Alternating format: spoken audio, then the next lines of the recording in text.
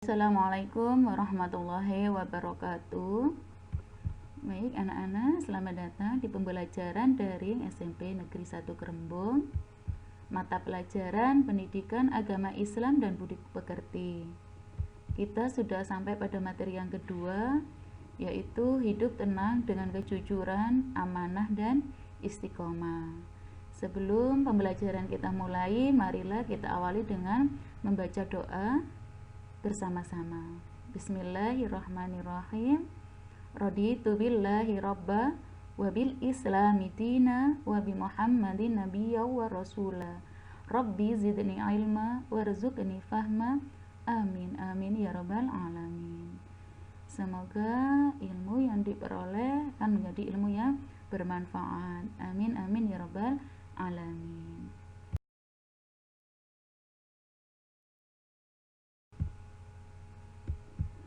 Sering kita melihat di tengah-tengah masyarakat seseorang yang diberi kepercayaan tetapi tidak amanah. Contohnya misalkan teman kita sudah dipilih menjadi bendahara kelas, otomatis tugasnya adalah membawa uang.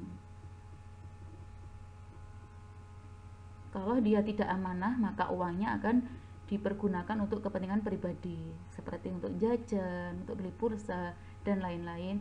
Tapi dia tidak mau mengganti uang tersebut, jadi uangnya dihabiskan untuk kepentingan pribadi. Itu artinya tidak amanah. Kalau seorang bendahara yang amanah, dia ditugasi untuk membawa uang, maka uang itu akan dijaga dengan baik, tidak dihabiskan.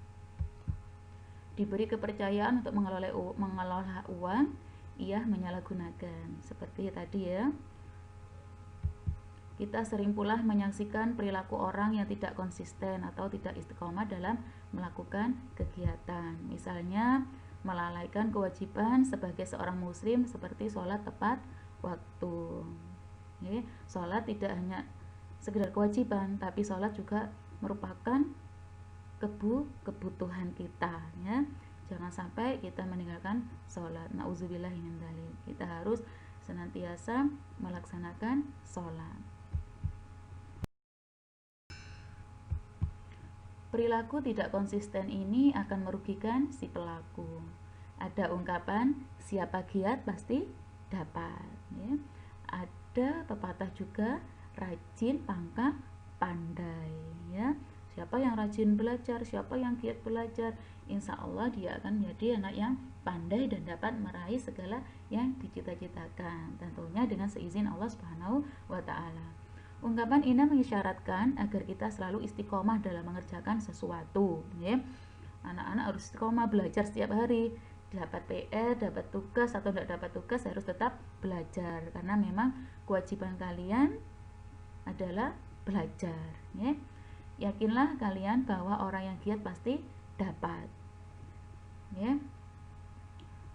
Buktikanlah kalau kalian hebat, ya anak-anak. Kalian tentunya punya cita-cita, ya. Dari sekaranglah kalian terus mengusahakan semoga cita-cita kalian bisa tercapai dengan cara giat belajar.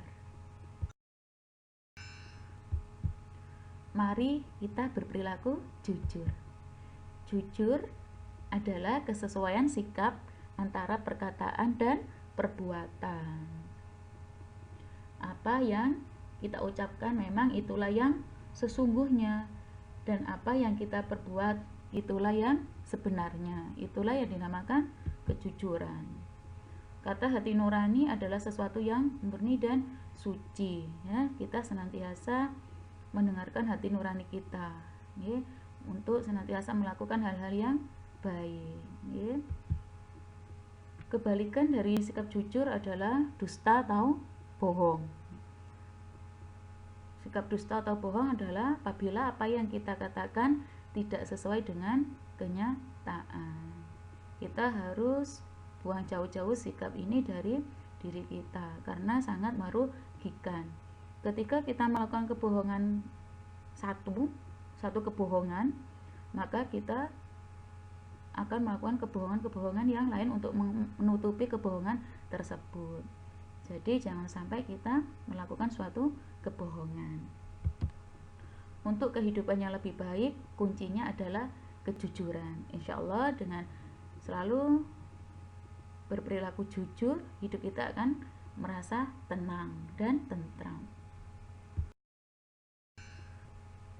Jujur, kejujuran itu mahal, ya, karena orang yang mempunyai perilaku jujur akan dipercaya oleh orang lain. Sebaliknya, orang yang suka berbohong, suka berdusta, maka orang lain tidak akan percaya, karena dia sering melakukan kebohongan, dia sering berkata yang tidak sebenarnya, berkata dusta. Ketika dia berkata jujur pun orang lain tidak akan percaya, karena dia sebelumnya suka berbicara bohong, ya. Makanya kejujuran itu sangat mahal. Rasulullah SAW adalah orang yang paling terpercaya, sehingga Rasulullah mendapatkan gelar Al-Amin, yang artinya dapat dipercaya.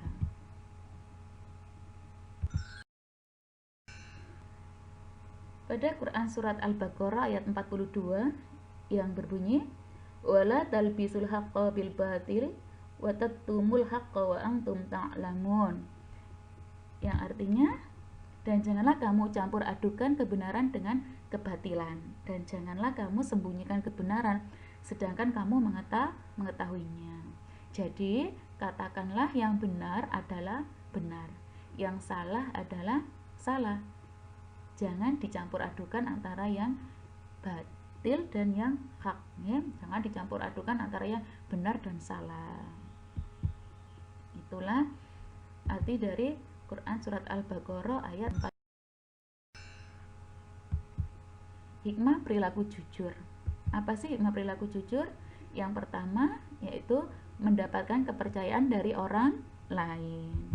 Yang kedua, mempunyai banyak teman, ya. Ketika kita sering melakukan kejujuran, kita akan mempunyai banyak teman, maka akan banyak teman yang suka pada kita karena kita adalah orang yang jujur.